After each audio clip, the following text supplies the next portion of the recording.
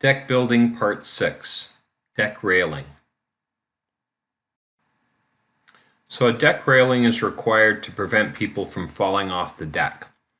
The height of the railing is determined by actually the height of the deck is above the ground. Typically, a deck that's 2 feet or less would be around 36 inches high, and if it's taller than that, it would be 42 inches high. And if it's beyond, I think, 8 feet, then the code requires that it be 4 feet high. Always check with your local municipality to determine what is the local code for deck railing heights. Code also requires that the spindles or balusters be no more than 4 inches apart. The simplest method is to just measure every 4 inches on center. Measure between your 2 posts and divide that every 4 inches. If there's a remainder less than 3 inches, then that's fine. If it's greater than 5 inches, put 2.5 inches on either side. Stair railings present a bit of a challenge because we want our spindles to be vertical, but we're running on a slope.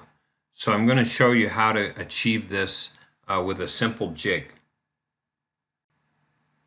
When you cut your stairs, you're going to have these little triangular shaped blocks cut out from the stringer.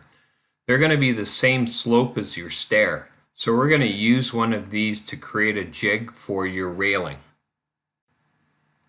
This little block is referred to a pitch block. The pitch block has 2 reference sides. One we're going to call the run side, and the other we're going to call the rise side.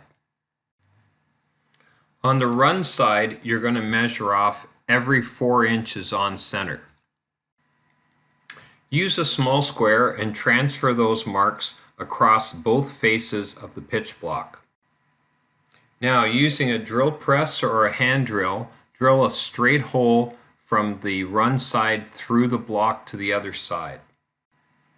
You may have to drill from both sides to achieve the proper hole depth. Take a scrap piece of plywood and screw it to the one side of the pitch block. Using the pitch block as a guide, you can now drill your holes into the railing. Here's a picture of the bottom rail with the angled holes showing.